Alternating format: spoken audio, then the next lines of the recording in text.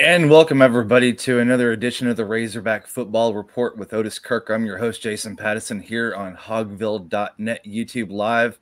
We're also live on Facebook, Twitter, and also on here on YouTube as well. So Otis, man, how's it going? Going good, guy. Going good. Watching a little basketball and baseball today.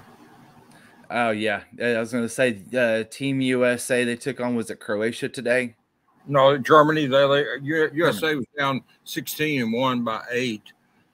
Yeah, and then of course I'm watching Yankees and Red Sox now. But yeah, United States beat Germany by 8 today. Yeah, they head to Manila now.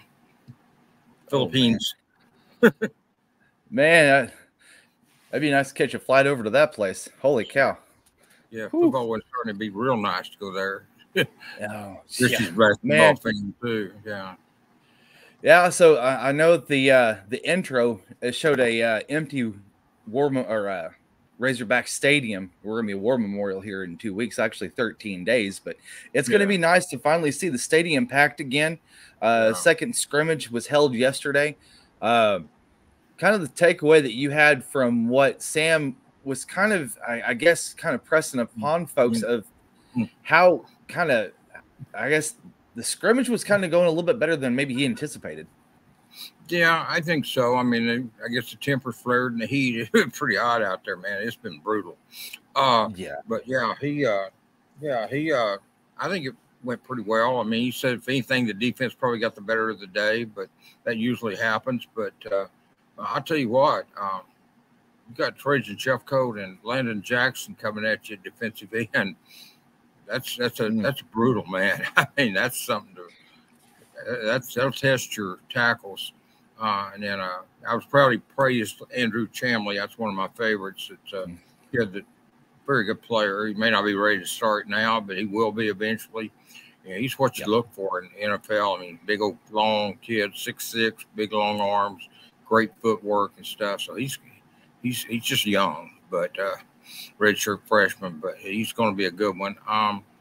Kudus, I think they praise some, and Kudus and Chamley and Devon Manuel are not getting any breaks going against Landon Jackson and Trajan Jeffcoat, And then, definitely. Yeah, I feel good about it. I think what he's going to do, I was a little surprised his third receiver being Jaden Wilson. I thought it might be Isaiah Satina. I mean, it's obviously Andrew Armstrong and Isaac Slaw are going to start at receiver. It sounded like maybe Jaden Wilson's going to be the third one. I think your second team, and he can play 6 or 7, he said.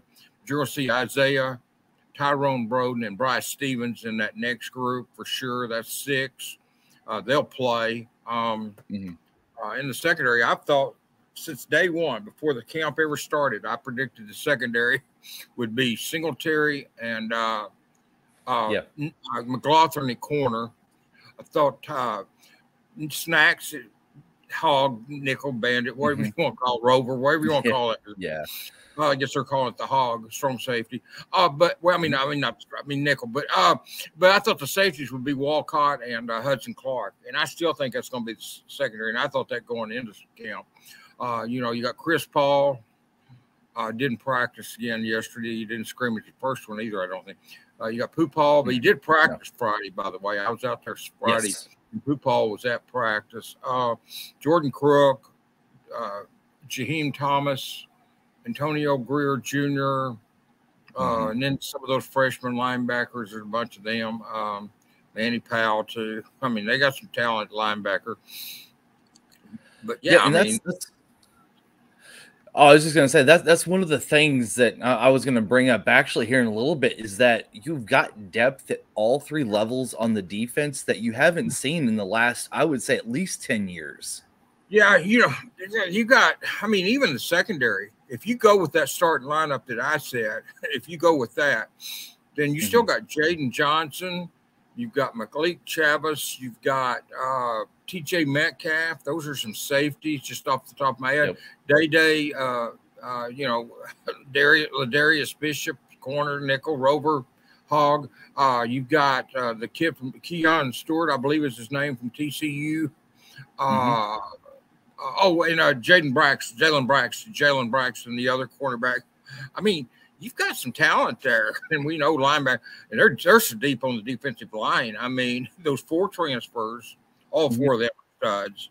Morgan, Jeffcoat, Booker, Kiwi Rose, who had 2 sacks back-to-back plays yesterday. Then you've got Zach Williams, Jashad Stewart, who's missed a lot of time with practice in the injury. I don't know what's wrong with him, but he's hurt. But Jashad Stewart, Zach Williams, Nico DeVille, Tarian Carter, Eric Gregory, Campbell, and I'm leaving somebody out at defensive end. I don't remember who, but there's somebody else. But regard, I mean, they're just deep, man. I mean, they're just deep. And on that defensive line, linebackers are probably 2 or 3 deep, 4 deep maybe. Yep. And then, secondary, I like it. I mean, when you add an all-SEC defensive end, Jeffcoat, and a 5-star from Georgia, Jaheim Singletary to the defense, that makes a lot of difference. It feels like then you all Big 12 second teams safety, Walcott, so you've got those are 3 players that were impact players, coming up. When you had all SEC defensive end and all Big 12 second team safety. So, I mean, you're not like you're adding. Singletary came in to Georgia as a 5-star recruit that went through that process with him through that national championship run. So, I mean, he's got some experience there too as well.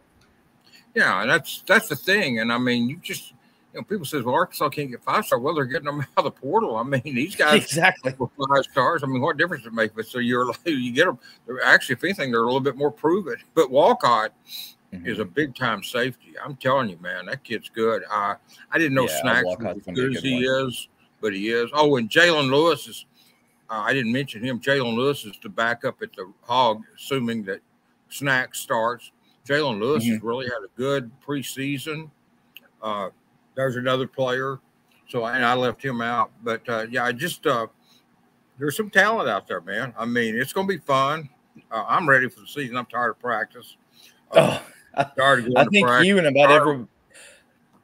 I was going to say, I think about you and everybody on that staff and the roster are ready to stop hitting each other and get after somebody else every day, man. I mean, I welcome today not having to go to the U of A.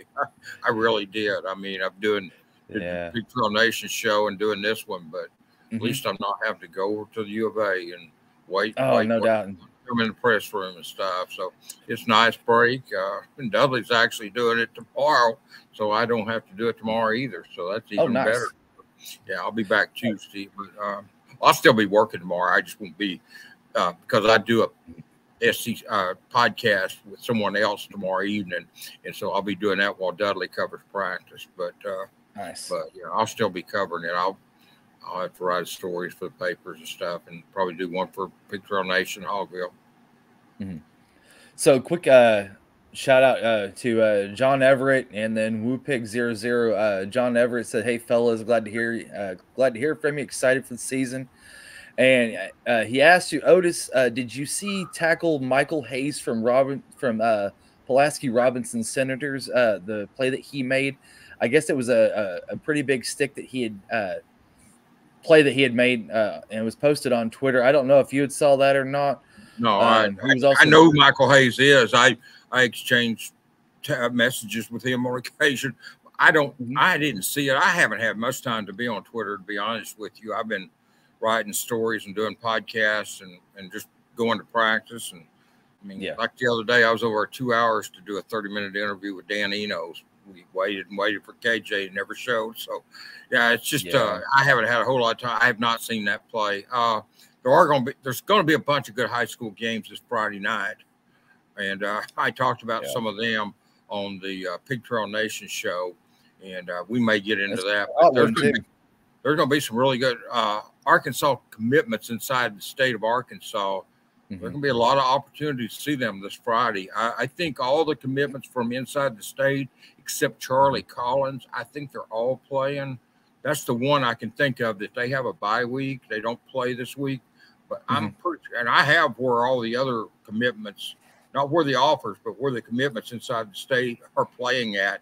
There's some of them playing outside the state. I know CJ Brown goes to Broken Arrow, Oklahoma. Courtney Crutchfield goes to Grenada, Mississippi, but I think the rest of them are all inside the state. You know. Yep.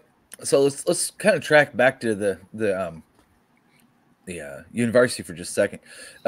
I noticed that Dan Enos had said that the offense as a whole is ahead of schedule from where he was anticipating that they would be at with install, because during this over the summer practices, the team was able to, with the workouts that they were doing, they were actually able to get into that playbook. They were able to, I guess, absorb it a lot easier than he might have thought they would have. And so when they stepped on the field back on August 5th, they came in ready to go. And at this point, he said that they are ahead of schedule. Well, I think a lot of that credit goes to Dan, but I think a lot of that goes to KJ too. Yeah. KJ, you've got a smart backup in Cade Fortin. You got a smart backup in Jacoby Criswell, who had to learn everything. But no, I think a lot of that being ahead of time, pace and installs, I think a lot of that credit goes to KJ Jefferson. He probably played a big role in that. I'm just guessing, Jason, but I think when you've got a proven quarterback he's been around for a while. KJ has. This is his third offensive coordinator, if I'm not mistaken. I believe he came in with Craddock, then you had Kendall Briles, now you got Eno. So this is his third coordinator. But KJ, a lot of not the same stuff, but a lot of the stuff is similar, even though it's probably got different no doubt has different terminology, this and that, but still a lot of the things he's doing are the same, just a different terminology and stuff. So that gives him but when you've got a quarterback that experienced, that proven, that smart, that intelligent, that devoted, dedicated, it's easier to get stuff, be ahead of schedule. It'd be disappointing, to be honest with you, if they were behind. And with KJ, I think that a big credit goes to him. Dan's a good teacher. Dan Enos is. Yes. We can debate, is he a better play caller than Briles? I mean, I think both of them are very good at what they do. Briles, I've said a million times, I thought he's really good. He just had those head-scratching calls every game, just about every game, that just left you like, what the heck was that? But other than that, I thought Briles was good. So I'm not talking bad about Kendall. I actually thought he was really good. But I think Dan is a very good teacher. But I credit KJ for a lot of that stuff you're talking about, Jason, being ahead of schedule and the installs. Just when you've got a quarterback who basically is a coach on the field, it helps, man. If Dan had come here and he was inheriting a freshman quarterback or an unproven sophomore or something, he might not be ahead of schedule. But I think one reason he allows him to be where they're at, is because of KJ.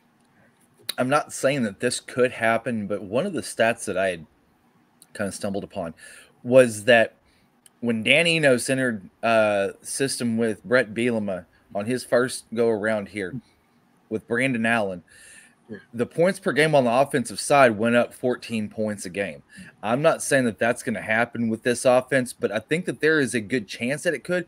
One of the reasons why is because, to KJ's credit, the wide receivers are really starting to fit in nicely. It was one of those question marks that we kind of talked about before camp had started.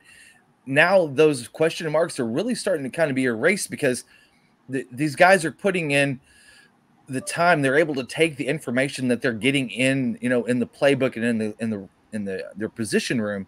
And another credit to Kenny Guyton as well, that they're able to execute those plays, and they are really fitting in nicely with this system that Dan has. Yeah. Well, yeah, I think not just the receivers, but the tight ends too. I mean, that was a big question mark. And you've got Marquise Gumbs, you've got Luke Hayes, you've got Ty Washington, not counting the kid from Louisville, not counting Nathan Bax, who's hurt. Shamar Easter came in late, but he's going to be a stud. It's just going to be a matter of time before Shamar may not be this year. I really didn't expect him to play, but he may be. He's going to be up there as good as any of them before he leaves here. That's just that simple.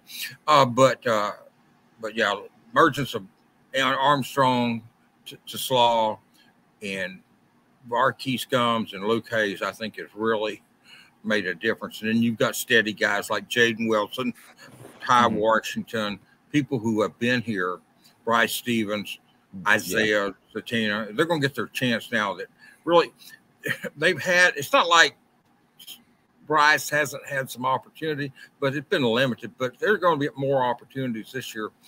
And you're going to see.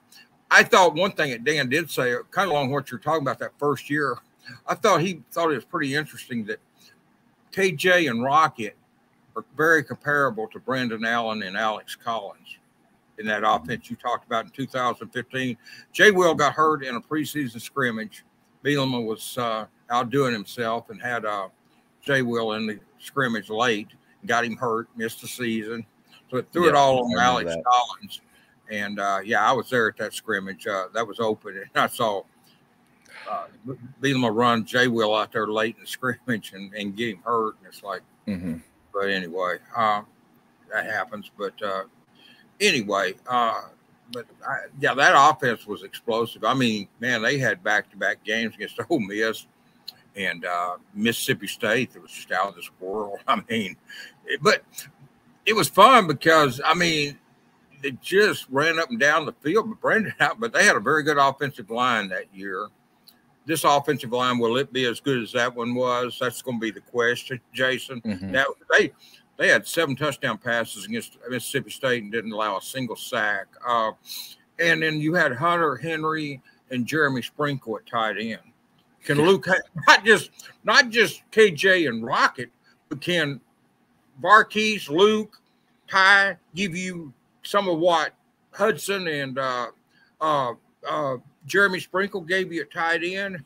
Can those guys like Armstrong, Slaw give you what Morgan, Hatcher, those guys gave you at receiver? So it's going to be interesting, and I think it's going to be fun. It's going to be interesting. I think there's a lot of comparables. I was a big fan of that. I thought that 2015 team underachieved, not because of the talent, players or the coaches, assistants, because of the head coach. I just felt like they underachieved. They should have won more games than they did. Settling for a field goal late playing for a field goal against Mississippi State late instead of going for the score, just stuff like that. I just, you had it just doesn't set well. Yeah, but you had Hunter Henry's throw at Mississippi, Ole Miss, heave at Ole Miss. So it was fun, but that was. And that single-handedly knocked.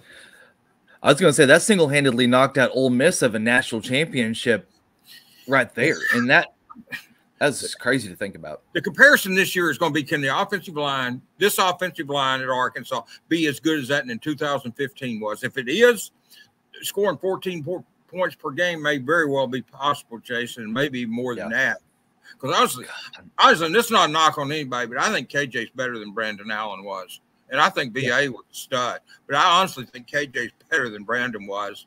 But, I mean, Alex and Rocket, I don't know. I mean, it's pretty even, I guess. I might give Alex a slight edge there, but not much. And not much with KJ over BA. But I think there's a lot of comparisons there. I don't know if they'll have a Hunter Henry at tight end, but I think the group of them can do that along with what Sprinkle gave you. But I think the receivers actually this year might be better than what those were. Maybe.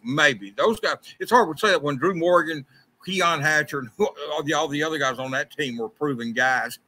But it's going to be interesting. I think this offense can be really good. It's just a lot's going to hinge to me on the offensive line, because that was a stud offensive line. That was Sam's last year here to be assistant coach. That was a stud offensive line, and that's going to be to me the telling tale of this offense compared to the one in 2015. Yeah, and also too, it's getting a little bit of traction here on our comment thread about the offensive line. Tunka Todd asked, he said, will the offensive tackles be SEC ready to hold up against top-tier defensive ends this season from the get-go? Well, they're certainly getting that in practice, because they're not going to see a better group than what they're seeing in practice. I'm telling you, Jeff Coat and Landon Jackson, Zach Williams. Real deal. Those guys are real. I mean, they're I don't care if you're talking about Alabama or who you're talking about. That's about as good as you get. But the good thing is they will have played 3 games, and probably, I don't know between Western Carolina and Kent State, but probably you play 3 non-conference games and you gradually build up. I don't know how Western Carolina compares to Kent State. They both should be blowouts. Obviously BYU is the best of the 3. But what I'm saying, you start out with Western Carolina, you get your tackles experience there, you get your guards, your right guard, You get some experience there. Then you got another game similar to that. Kent State probably maybe a little better than Western Carolina. I don't know that. But what I'm saying, a comparable talent. And then there's a step up with BYU. Then obviously you go to Baton Rouge the next week. There's a big step up with LSU, but that's the 4th game of the season. So you got then you go to A&M and down in Dallas. So, but I think they can be SEC ready between what they've seen in practice and you play the 3 non-conference games. If they're not SEC ready by then, probably got problems. Need to start worrying. But I think they will be. I don't think it's a lack of talent. I think it's a lack of experience. There's a big difference. There's a big difference between lack of a talent and lack of experience. When you got new players, you say that guy's not very talented. It's going to be the best we've got, but he's not very talented. Or you can say he's very talented, he just doesn't have any experience. And I think that's where Arkansas is at with their tackles. I think Chamley's a stud. I think Devin Manuel's good. I think Kudus is good. They're just not experienced. But the only way you're going, we could have said the same thing about Bo Limmer, Brady Latham, Ricky Stromberg, Luke Jones, and those guys a few years ago. I mean, it just matters. You got to put them in there and let them play, man.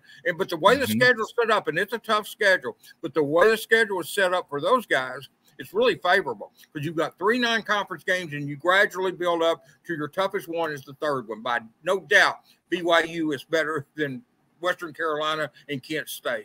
And so, therefore, I like the way that's set up, and they can be SEC ready. Yeah, because I do think they're talented. I just think they're inexperienced. If they're not as talented as I think, then maybe they're in trouble. But I do believe they've got some talent on that offensive line. I do believe it. I mean, if you had to, you could slide. If Manuel and Chamley didn't come through, you could slide Latham out there. Marion Harris, I know, can play guard.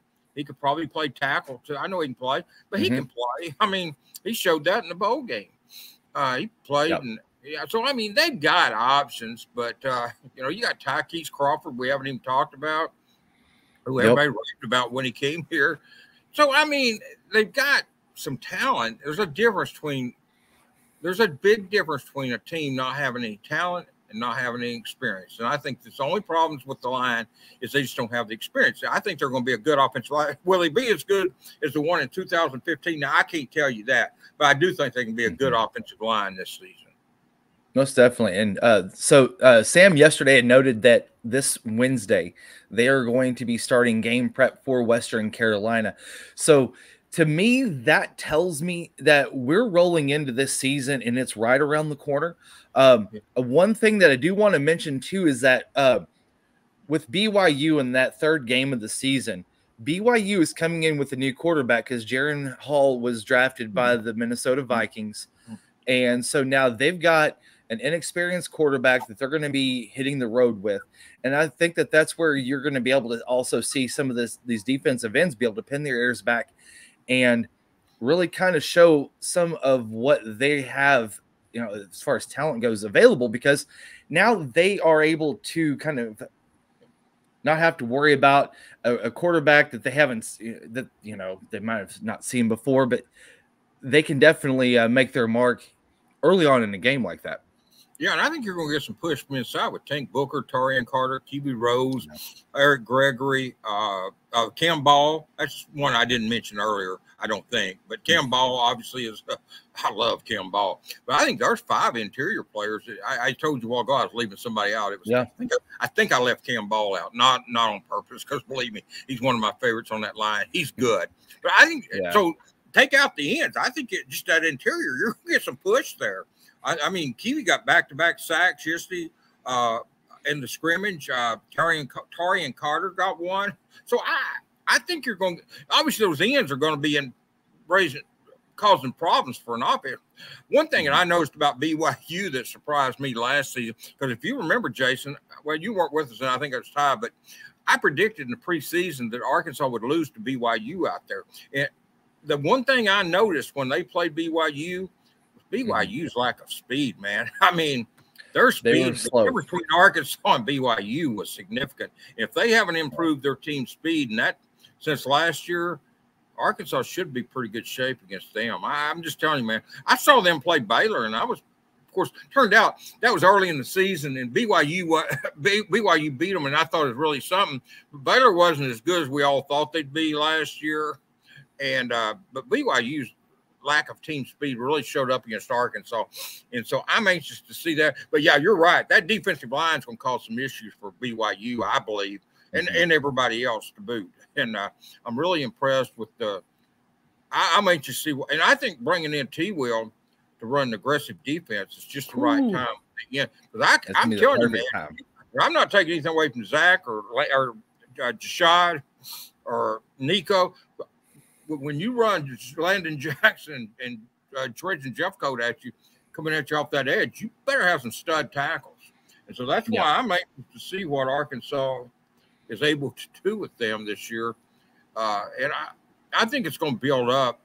I do like if they could get out of that 4-game start in the SEC. If you come out of there 2-2, well, you're going to be in great shape. If you come out there 2-2 and not much in it, I tell you, the trap game, it scares me. The biggest trap game in this schedule is Mississippi State. That's the end of the stretch. It's a real wild card. First home game, an SEC home game, and it's right before the bye week. So it's right there. It's right there at the end of the stretch, right before you get a bye. And it kind of reminds me of the Auburn game a couple of years ago when they came in here right before the bye, and Arkansas was beat up, and they beat Arkansas, and Arkansas beat UAPB, and then got a break, and then played better football after the break. I think that Mississippi State game is the one that I'm going to circle. Arkansas has to win their 7 home games. I predicted 8-4. They've got to win their 7 home games. They've got to, and that's obviously a home game, but it's going to be at the end of that stretch. And it scares me. It reminds me of the Auburn game 2 years ago here when they were beat up. But if Arkansas stay healthy, if somehow they come out of that stretch 2-2, you got Ole Miss and A&M are beatable teams. Now you can lose them, but those are winnable games. Even if you win one of those, and you win your 7 home games, you're sitting there 8-4. Yep, you win most one definitely. Of those 4 games and you win your 7 home games, you're sitting there 8-4 at the end of the year. That's not a bad season. But if you could win 2 of those, or win one of those and then beat Florida, because I think I've got them winning 7 home games, and then I've got them losing to LSU and Alabama. But I think Florida, Ole Miss, and A&M those are the 3 games that if you win. How you do in those 3 may determine your season, Jason. Yeah. If you win the 7 home games, those are 3 games that are very winnable, very losable. But how you do in those 3 games may determine how your season turns out. Is it a good season, great season? You win 2 of those 3, or win all. If you win all 3 of those, and you win your 7 home games, you're sitting there 10-2. And I'm not saying that's what they're going to do. I don't want people to go say Otis Kirk said they're going 10-2. That's not what I said. I'm saying if you did, you go to a great season 10-2. But I mean, I don't see that happening. But if you could win one of those, you're sitting there at 8-4, assuming you win your 7 home games. But you start losing games like Liberty at home, you lose a game like that here at home, then you've got to make it up somewhere down the road. And I don't know if they can do that. Yep. And honestly, I've got them going 10-2 this season. I think that the coin flips are. I think that they're going to fall in Arkansas's favor between Mississippi State, Florida, and Ole Miss, and for that matter, also A&M is another coin flip. But like you were talking about a little bit earlier, the speed of our receivers is what John Edward had said. Is that and the general team speed are going to make a huge impact on this season. And I really think that he's spot on with that, because that's something that Ben Souders has really pressed upon this entire team over the offseason, is that you have an opportunity to be an SEC team where speed kills. And now go 21 miles per hour, man. 6'4", 280-pound defensive end, running 21 miles an hour. And we're talking about speed. I mean, yeah, they've got. You saw him standing against Sam yesterday. Yeah, how large of a man he is, and Sam's no small guy himself, but he made Sam look like a small guy standing up beside him during that press conference, and that was probably the loosest I've seen Sam in quite a while. Well, I think he feels good about this team, and he should, in my opinion. I know there's negative people out there, but I really believe if they can avoid key injuries, not just get devastated. The worst thing that could happen would be to lose those 4 SEC games and get beat up doing it, and then lose to Mississippi State and start 0-5 in the SEC. That would be a nightmare. I don't think that's going to happen, Jason. I really don't. I think Arkansas is going to – listen. Alabama has a big winning streak against Arkansas, and they have beaten Arkansas most years. They've solidly beaten Arkansas most years. There's been a year or two there. 1 year with Bobby Petrino, they could have beaten them. A year with Houston Nutt, where they went down there and got screwed with the officials. Next year, after they beat them the year before here. Brett had 1 year here where he could very easily beat them. It was 14-13. Arkansas, Cody Walker fumble going in the end zone. They missed an extra point. That was so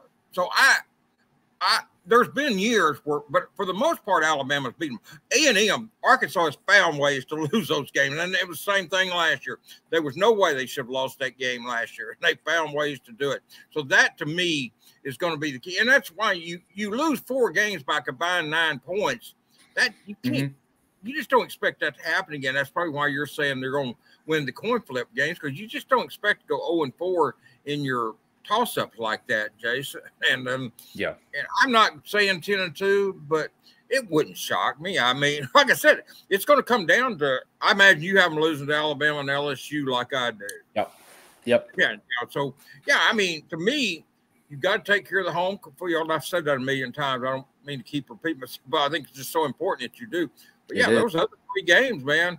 I mean, I will say this: LSU better play better than they played last year, because if they'd had Arkansas, they better bring it, because if not, we're smoking. Obviously, if they'd had Jacoby Criswell, they would have won that game here last year. If Arkansas had Jacoby, they had no quarterback in that game, and you know, I mean, Jacoby's so much better than what they had last year there in that backup quarterback spot. But LSU better play better ball this year than they played last year, or that won't be an automatic loss either. No, most definitely. We're going to wrap up the show too real quick. And Monday, found out that the tragic news of the passing of Alex Collins down in Florida last Sunday night. And I'm going to tell you what, I don't know what else this fan base can go through as far as tragic losses go, because over the last few months, and you and I and Mike Irwin were talking about this on Friday a little bit with Smith, and now Ryan Mallett, Alex Collins, Deion Studs. And, you know, really it started a 3 years ago. Brian Wallace died in his 20s. Yeah, Brian Wallace fell over dead with a heart attack, or fell over with a heart attack at his work. You just don't expect that, man. And it just, it just seemed like it's just, I know people, when I bring that up, I had a guy at the restaurant the other day bring up Charles Valentine, and just these people bring up and Charles Valentine too. Yeah. Stokes. But yes, Keith Stokes, yes. 60, 59, 60. And I'm not downplaying their deaths. It's bad. It's tragic. But I'm just saying, we're talking about people in their 20s and 30s, or in the teens, like Deion Stutz. I mean, that's what's tragic. I mean, I'm an old man. If I'd have died last year before the Cincinnati game, it'd have been bad. But I mean, I'm an older person. But we're talking about people in their 20s, and we're lucky Peyton Hillis didn't die, to be honest with you. Lucky he's not on that list. It's just been incredible. Yeah. The young people, the people that I've written about, and I got to know Alex. Got to be pretty close to him actually out at the Catfish Show. He worked at the Catfish Show, and you know, we don't get a lot of close access with him at the U of A. We get to interview him, and that's about it. But I got to know him real well out there at the Catfish Show. Of course, some in recruiting too. But yeah, I was going to say, I was going to ask you if you had a memorable Alex Collins moment that you had from either from the time that you were covering him when he was being recruited, or when he was on the Hill, or afterwards. The most memorable one I have is not a good one. It's nothing to do with him. He told me he was coming to Arkansas. I had the story written. I'm just started a new job at 24/7. I had a DirecTV at the time, Jason. My DirecTV would go out and lose its signal with no warning, and when it did, the internet went out. Well, Alex Collins committed. My TV went into lost its signal. I couldn't get the story up because I had no internet. It took like 10 minutes. I got one heck of a butt chewing, man, on that. And it was not my fault, but I took a heck of a butt chewing over that. That was my biggest memory with Alex. It had nothing to do with him. But I had the story written, ready to go, and waiting to punch in a quote. I had him press conference called up, and then all of a sudden, blank, lost its signal. It could not have happened at the worst possible time. And Oh my gosh. Anyway, Direct TV did that quite a bit. I ended up switching over to Cox. But anyway, I just know the smile at the Catfish Hole every time I ever went out there. I will say this.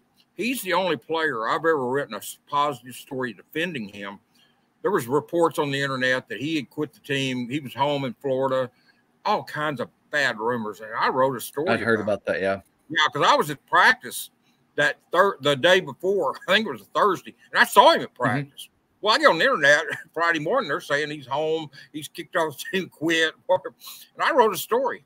I got called on the carpet. I've never seen a head coach who claims he loves somebody, call a reporter on the carpet for writing a story defending a player over lies, internet lies. And I said, I put up with that crap in divorce court. I'm not putting up with it with Alex College.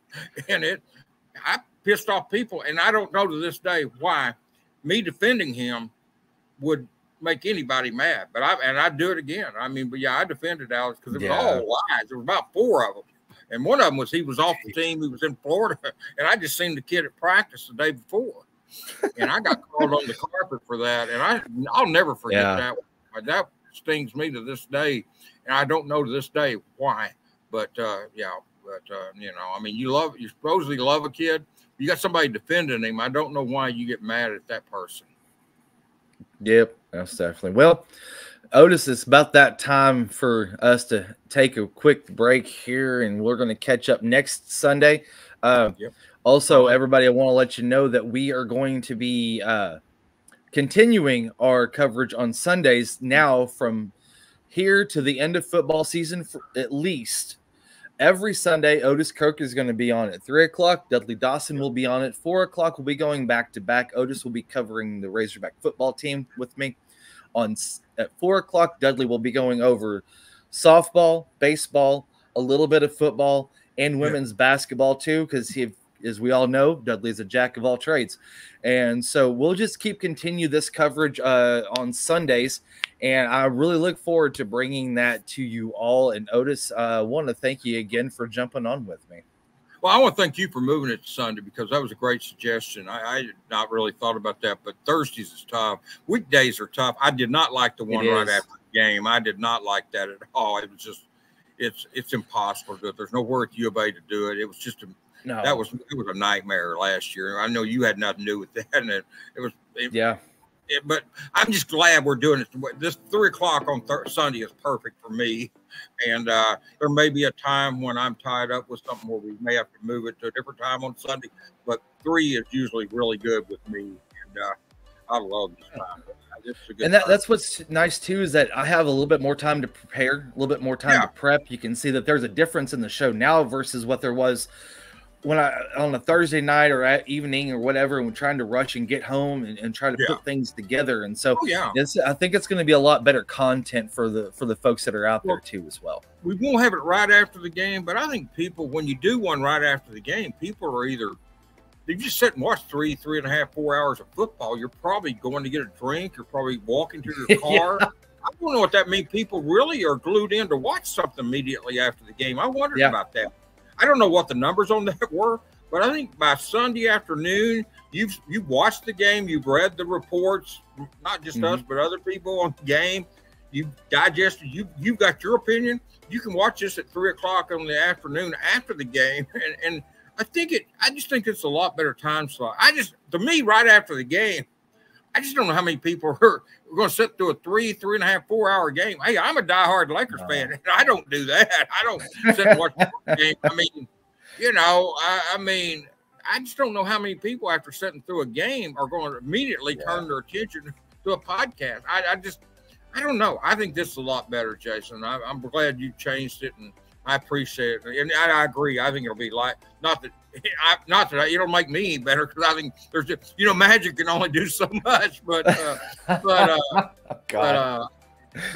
I mean, I do go. It gives a chance, and not just that, it gives me a chance to kind of think of what I saw the night before, think about it, write about it, and kind of go give more thought. Process it a little better.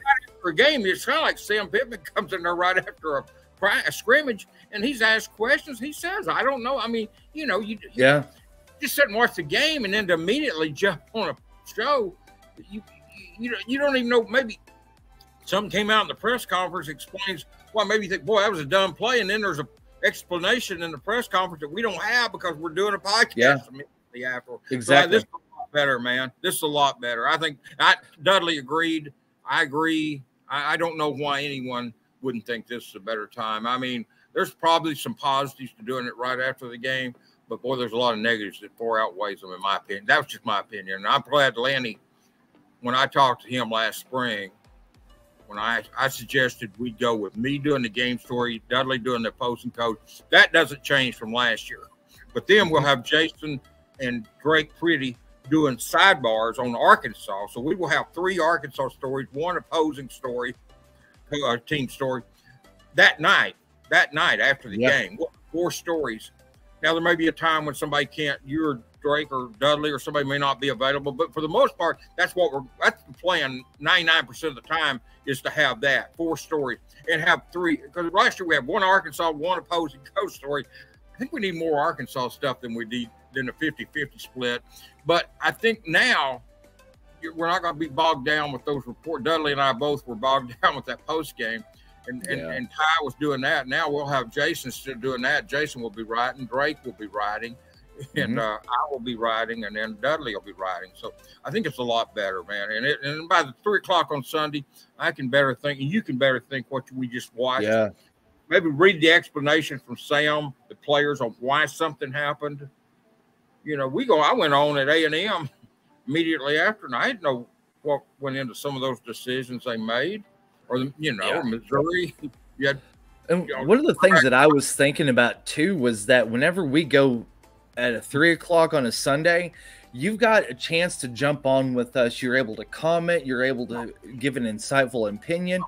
Versus at 11 o'clock at night, you're ready to go to bed. I mean, most of these folks that aren't, they're home and they're ready to go to bed.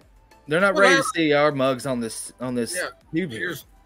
You get a lot of people that are mad and they want to call immediately after the game. This gives you a chance. And it's not that I don't want people being negative.